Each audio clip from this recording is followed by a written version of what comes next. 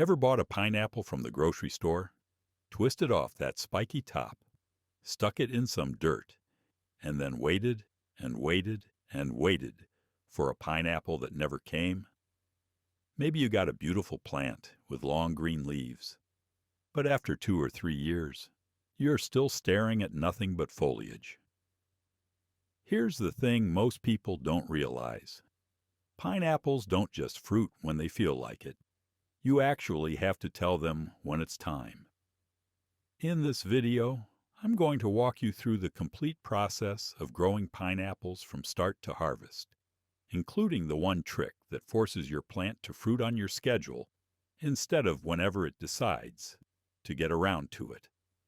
Plus, stick around to the end, because I'm going to show you how to turn one single pineapple plant into an endless supply of new plants so you never have to start from scratch again.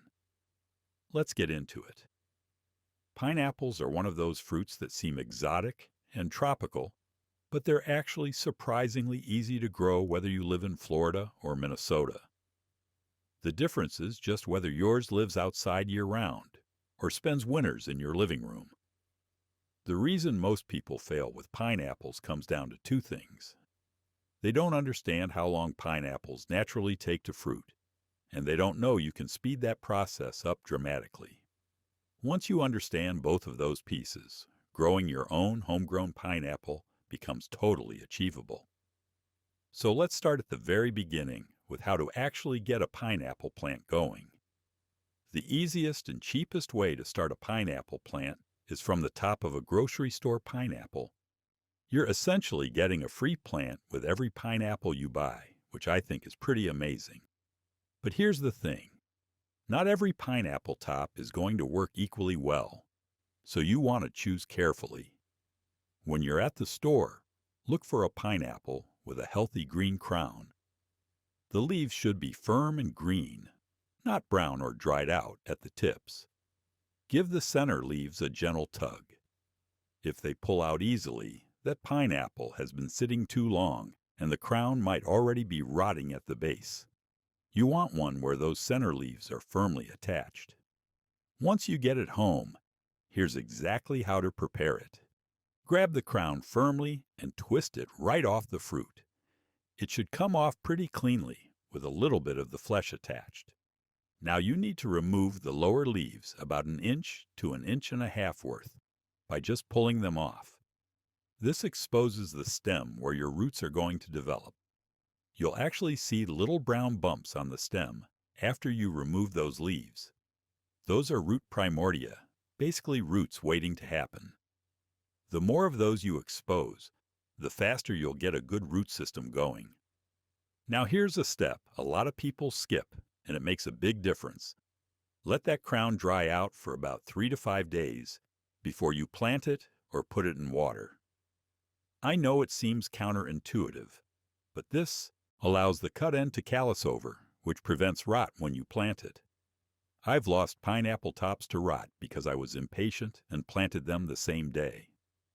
Now I always let them sit on my counter for at least 3 days, and I haven't lost one since. You have 2 options for rooting. You can put the crown in a glass of water with just the stem submerged, changing the water every few days, and wait until you see roots about 2 to 3 inches long.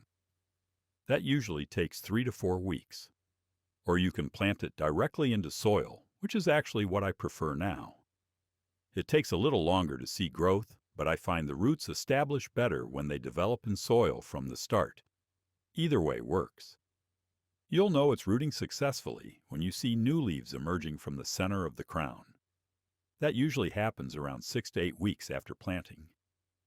Once your pineapple top is rooted and showing new growth, it's time to think about its permanent home.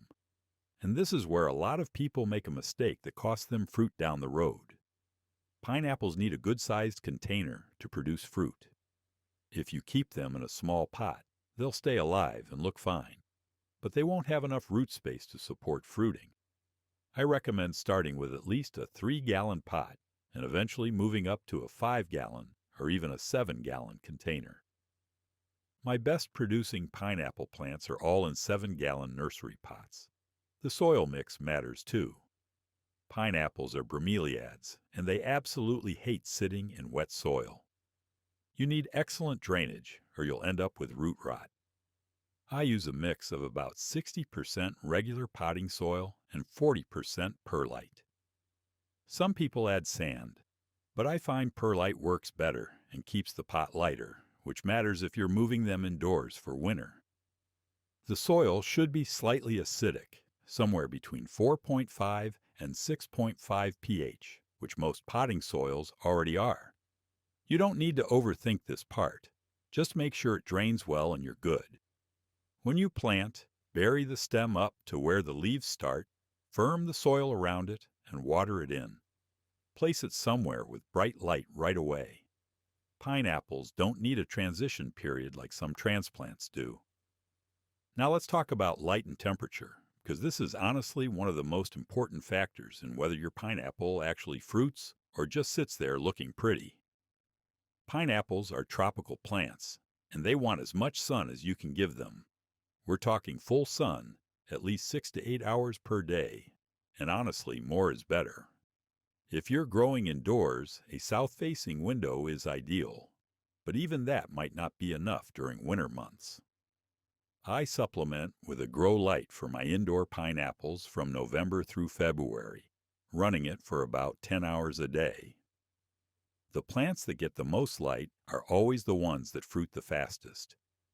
Temperature is the other piece of this puzzle. Pineapples can handle a brief dip down to about 40 degrees Fahrenheit, but they really don't like it. Anything below 50 degrees and growth basically stops. Below 40 and you risk cold damage to the leaves. In USDA zones 10B through 11, you can grow pineapples outdoors year-round without any issues. In Zone 10A, you might need to provide some protection on the coldest nights.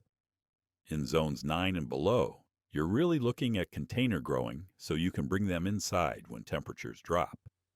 What I do is keep my pineapples outdoors from late spring through early fall, then bring them into my garage, which stays around 55 to 60 degrees through winter. They don't grow much during that time, but they don't die either. In spring, I transition them back outside gradually, over about a week to avoid sunburn on the leaves. If your plant is getting leggy, stretching out with long spaces between leaves, that's a sure sign it needs more light. Watering pineapples is a little different from most plants because of their bromeliad nature. If you look at the center of your pineapple plant, you'll see how the leaves form a cup or rosette shape. In the wild, pineapples actually collect water in this center cup and absorb it through their leaves. So when you water, you want to do both. Fill that center cup with water and also water the soil. During the growing season, spring through fall. I water my pineapples about once a week. I let the soil dry out a bit between waterings, maybe the top inch or two.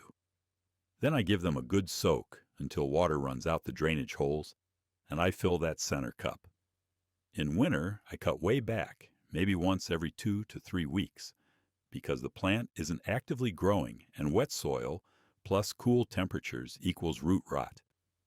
Signs of overwatering include yellowing leaves starting from the base, mushy stem, or a rotting smell when you get close to the plant. If you catch it early, let the plant dry out completely and it should recover. Signs of underwatering are leaves that start to curl inward and turn grayish or pale. Pineapples are actually pretty drought tolerant once established, so when in doubt, it's better to underwater than overwater. One more thing on water. Pineapples are sensitive to chlorine and fluoride in tap water. If you have municipal water, I recommend letting it sit out overnight before using it so the chlorine can evaporate, or use rainwater if you collect it. I've noticed better growth since I switched to rainwater for my pineapples. Fertilizing is where you can really push your pineapple to produce faster and bigger fruit. These are heavy feeders during the growing season, so don't be shy about it. I use a balanced fertilizer, something like a 10-10-10 or a 14-14-14, applied once a month from spring through early fall. You can use either granular or liquid. I personally prefer liquid, because pineapples can also absorb nutrients through their leaves. Here's a technique that works really well. In addition to regular soil fertilizing, I do foliar feeding every 2 to 3 weeks. I mix up a half-strength liquid fertilizer and spray it right on the leaves, making sure to get some in that center cup. The plant absorbs it directly, and you'll see a noticeable difference in growth. Just make sure you do this in the morning or evening, not in the heat of the day when it could burn the leaves. Now here's the important part. About 2 months before you plan to force your pineapple to fruit, which I'm going to show you how to do next, you want to stop fertilizing. This slight stress combined with the forcing technique seems to produce better results. I also cut back on water slightly during this time. Think of it as telling the plant that conditions are changing and it's time to reproduce. If you're finding this helpful so far, take a second to subscribe so you don't miss future videos like this. All right, let's get to the really good stuff. Now we're at the part that changes everything. The technique that takes you from waiting 3 or 4 years for a pineapple to harvesting fruit in as little as 18 to 24 months from planting. This is how you force your pineapple to fruit. And honestly, once you know this trick, you'll wonder why everyone doesn't do it. Here's the science behind it.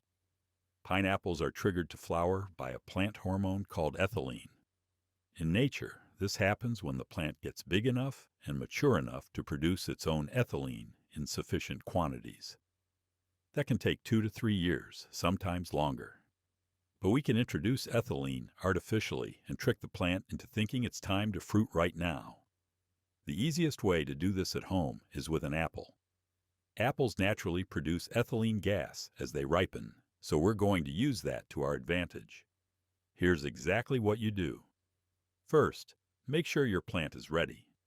It should be at least a year old with leaves about 20 to 30 inches long and a good solid base. Trying to force a small, immature plant usually doesn't work and can actually weaken it. Take a ripe apple, the riper the better, and place it right in the center of the plant, nestled down in that cup where the leaves meet. Then cover the entire plant with a clear plastic bag. You want to trap that ethylene gas around the plant. Leave the bag on for about 3 to 4 days, keeping the plant out of direct sunlight during this time so it doesn't cook inside the bag. After 4 days, remove the bag and the apple and go back to normal care. You can also use a ripe banana, which produces even more ethylene than apples. Same process, same timing. Some people do this treatment twice, waiting a week between applications. But I've had success with just one application as long as the plant was mature enough. Now here's what to watch for. About 6 to 8 weeks after the forcing treatment, you should see a red or pink cone starting to emerge from the center of the plant. That's the flower spike, and it means it worked. The cone will grow up and eventually open into dozens of small purple flowers. Each of those flowers will become one of those little segments you see on the outside of a pineapple. From the time you see that first cone to the time you harvest ripe fruit is usually about 6 months. So you're looking at roughly 8 months total from forcing to eating.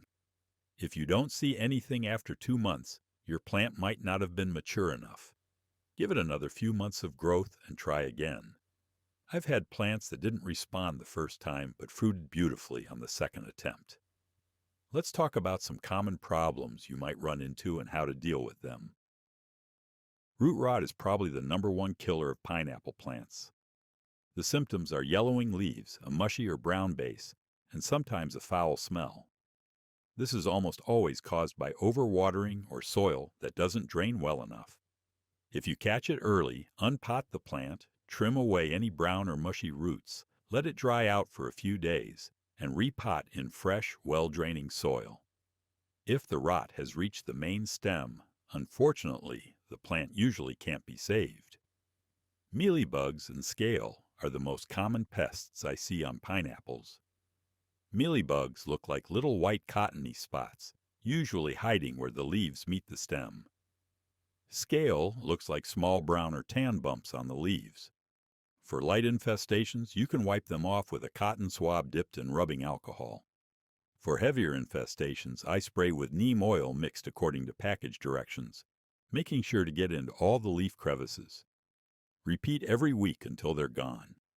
Sunburn shows up as white or bleach patches on the leaves. This usually happens when you move a plant from indoors to full outdoor sun too quickly.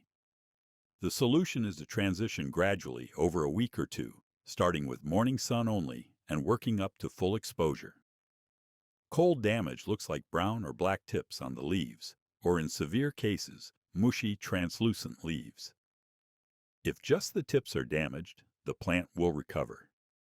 Trim off the damaged portions and move it somewhere warmer. If the center of the plant is mushy, it probably won't make it. If your plant is mature but refuses to fruit even after forcing, it's usually a light issue. These plants really do need intense light to have the energy for fruiting. Try supplementing with a grow light, or if it's outdoors, make sure nothing is shading it during peak sun hours. All right, let's talk about harvesting, because this is the moment you've been waiting for. From the time you see that flower cone emerge to harvest time is typically 5 to 6 months. I know that sounds like a long wait, but watching your pineapple develop from a tiny cone to a full-sized fruit is honestly one of the most satisfying things in gardening. The fruit will start out small and green, gradually getting larger and eventually developing that golden yellow color we're all familiar with. So how do you know when it's ready to pick? There are a few signs. First is color.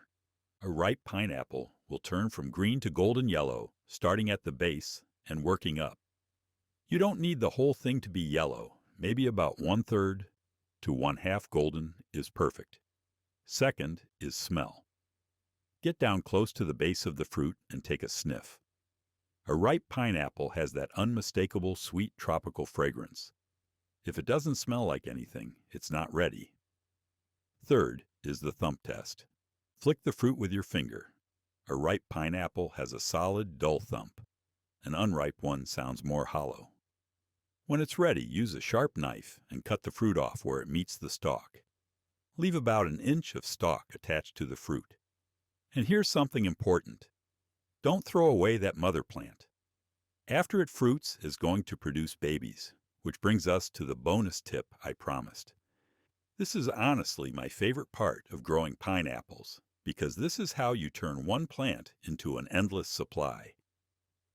After your pineapple plant fruits, the mother plant won't fruit again. But it's going to put all its remaining energy into producing offsets, which are basically baby plants. There are 3 types you'll see. Suckers grow from the base of the plant at soil level. Slips grow from the stalk just below the fruit. And ratoons grow from the leaves around the base. All 3 can be removed and grown into new fruiting plants. I wait until these offsets are about 6 to 8 inches tall before removing them. At that size, they have enough stored energy to root easily on their own. To remove them, just grab firmly at the base and twist. They should pop right off. If they resist, use a clean, sharp knife. Treat these exactly like you treated your original pineapple top. Let them dry for a few days, then plant in well-draining soil. They'll root and establish faster than tops because they're already adapted to growing.